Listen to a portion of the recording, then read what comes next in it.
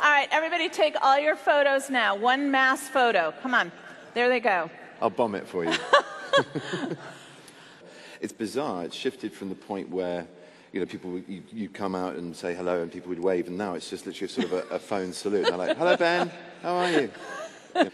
That's not to say it wasn't a wonderful moment. And the best moment was being nominated and ringing my parents, who were both actors, and saying your only son has been nominated for an Oscar. That was amazing, unforgettable. Well, about a month ago, we had a conference just like this in the United States, and we had the pleasure of having Michael Keaton as our guest, and I interviewed him, and I asked him whether he thought he should have won. And he immediately said, yes. Yeah, of course he should have won. So We all should have won. maybe I'll ask you, do you think you should have won? No. Why not? Because it's not do you about think winning. Michael Keaton should have won? Yeah. I'll tell him.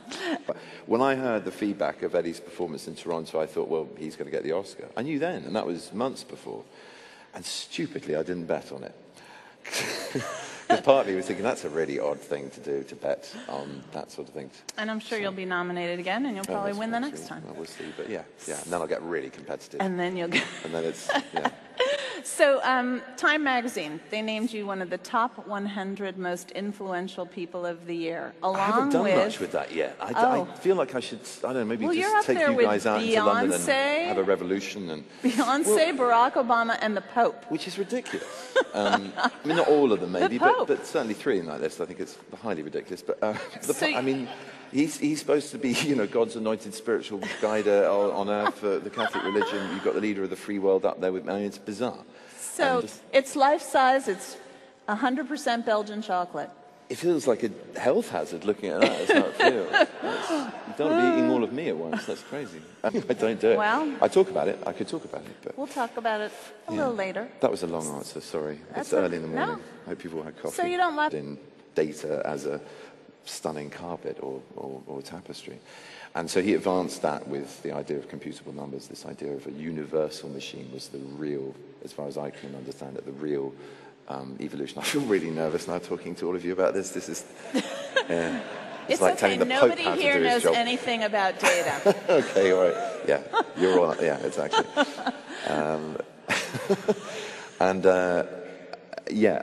I found, you know, from that, I can't remember where I was. That's really made me very self-conscious, saying that I'm self-conscious. Don't worry about it. Well, I was talking about Alan Turing. Yeah, I was talking about, did I know about him? That was the question. Did you know about him? Christ. So, yeah, obviously not. You want to talk about being famous again? No. No, definitely done that. I mean, is he more famous in England? I didn't know that he was a gay icon as much as he is. Again, no, well, more famous in England than in the world in general. Than he is in the U.S. You'd have to ask Time Magazine that question. Yeah. I think they got their finger on the pulse of who matters in the world. I don't think he ever made it to the top 100 list. Yeah, I don't know.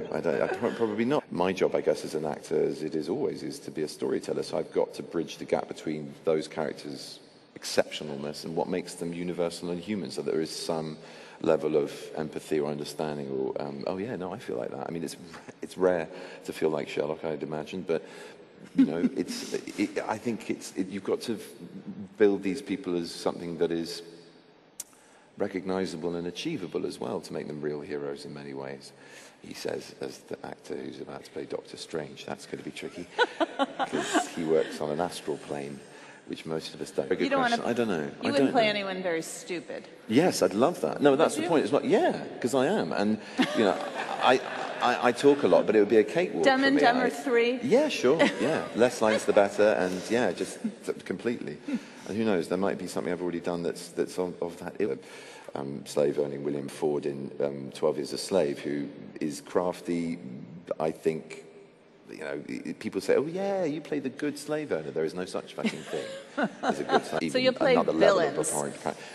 No, I play heroes as too. I play questionable heroes. I mean, my point is, I try to keep. You would play villains. Yeah, yes.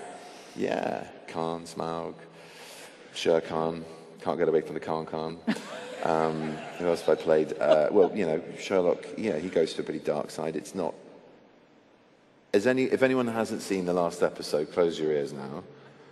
But yeah, he shoots someone. That's not winning. That's committing murder. Well, So No, Sherlock that's is like questionable. so popular. 10 million people in the UK watch Sherlock. There's not one show Legally. in the US that 10 million people. Literally, there's not one show, I think, except maybe the Super Bowl and possibly the Oscars that 10 million people watch in the United States, where we have over 300 million people. So this show is hot. I mean, do people write to you and say, I'm horrified at what you've done? Probably. That's how I first heard about it. I first heard about the idea of modernizing Sherlock, and I was like, whoa, don't mend it if it ain't broke. And then I heard who was involved in supposedly mending something that weren't broke, and they're brilliant writers. So, you know, I knew about this much as an audience would, going, modern Sherlock, I don't think I get that miss, you know. And yet, you know, knowing who was involved, I thought this is going to be a cracking read at least. I read it and completely fell in love with him.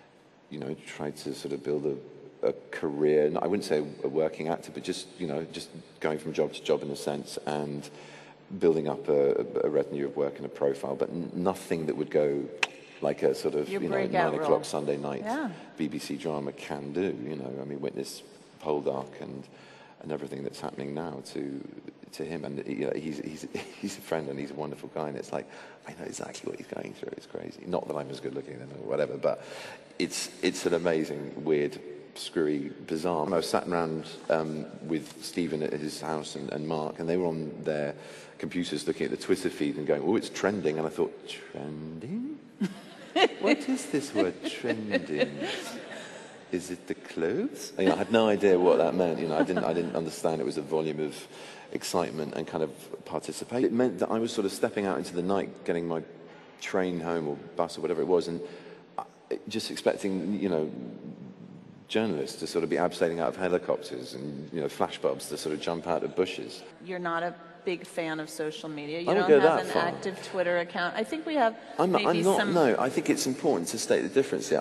It's not that I'm not a fan of it. It's that well, you're not a fan of having your own don't social need media to be account. a fan of it. But you apparently love it photo happens without bombing. me, you see. It happens. So, you know, the weird thing about fame now is you walk out into any social context that's not utterly in your control, which is basically life, and everyone is a walking publisher. So you get somebody who you know is just sort of walking by, and there are lots of tactics. I just want to show you a few of the ones you might have already used, but use them again by all means if you don't already. This is the walking shot. This is like, I'm not really taking a photograph of you. You're me. Yeah. So yeah, no, it's great. I just there's that. Then there's the other one, which is sort of like, oh, just doing some texting. I just think I need to text whilst looking at the horizon. And then there's the one which is just like, whoa, just having a little stretch, just waving my arm around. Click. And then what you really mustn't do here, when you've done that, is do that and just sort of think you've got away with it. You have a screen on your phone, and if you haven't closed the app, you can see a picture of me going. So, I mean, so that, and the thing is, that then all gets fed back into social media because someone puts it on Flickr or Facebook or Twitter, and then it just goes, and someone out there is going, oh, great, I can paste together a piece of shit for the Daily Mail with this, and that happens a lot. Or it goes on the internet to, you know, just some website I've never heard of under my name, you know, with everything from my blood type to what colour socks I'm wearing today. Red and black in case you're far away. Moving, arrive, and then we're out. And, you know, I just worry about the trade of bumper stickers, for example. I mean, what's going to happen to that industry? You know? Troubling times for people who've got things like "Baby, I'm bored" on the back of their car. So this conference is about using data to measure the effectiveness of your brand, okay? Yep. So, and, you know, the success of your I'm brand. sitting here saying, I don't bother. Yeah. That's terrible. I get other people to do it for me. For That's you, awful. I'm really so not how do doing you any help measure... at all. You got the For wrong you, one. how do you measure your own success? By how many Weetabix I eat in the morning. And just to go back to that No, very, but very you don't briefly. it has nothing to do with social media. It's No, but I'd like to go back to that, if that's all right. But I'm just success. talking about the idea of like how I, you know, not view it, but oh, damn it. I forgot my train of thought. That's I'm all gonna right. have to Let me come back ask to you that another all over question. again. Yeah, do Let me please. ask you, and I have a clip I want to show in a second. Yes. So some people have said that even you, the incredibly likable you, couldn't make Julian Assange likable. So let me show you guys a clip. Oh, maybe I failed. It's critical. Julian Assange is not a likable man. Even Benedict Cumberbatch could not make him likable. He's uncumberbatchable. That was supposed to be physically impossible. So that's John Oliver, who's English, but apparently more popular in the United States than in England. But just in case you don't know who it is. I think he's very popular here as well, but he's more known. So why was that your most challenging role? Uncumberbatchable. I love being turned into a Isn't that the best? So much fun. Uncumberbatchable. Or is that an adjective? Who knows? Discuss. Fucking hell, poor Julian Assange. I mean, you know, I don't. This is a bear trap if ever there was one. I mean, what do I say? Yeah, you know, even otters can be made to be conclusive. What? I've stumped you. A little, yeah, because I hate the idea that I can crucify anything. I like presenting warts and all for a start. So yeah, fuck whether I make him likable or not. Who cares? You know, he's got his fans where they matter, and you know, I mean, on a serious note, it does not matter. It's not a popularity contest. All that can be a cut and paste job, literally a cut and paste job from all the worst moments, or slightly awkward, or misinterpreted, or potential negative thing about me, and blam, there's a profile, and you walk away going, what a fucking asshole. I want to see him skewered on a stick and paddle batted through Soho naked whilst being, you know, all of his bank account drained and thrown at any problem in the world, and then his family being humiliated for the rest of their life. The lure of social media has often raised its head, and I've gone, oh, I want to get involved in this one. I really want to punch this dickhead back. I really want to get out there and put the record straight.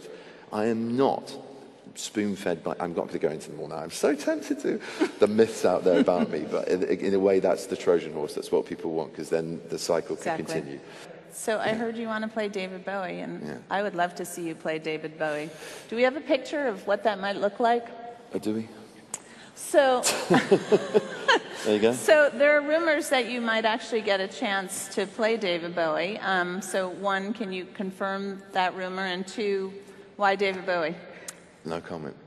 No comment. Sorry. That's lame. Like I said, I'm not. That is very I don't lame. give a fuck about being liked by everyone. I'm disappointed. No Data.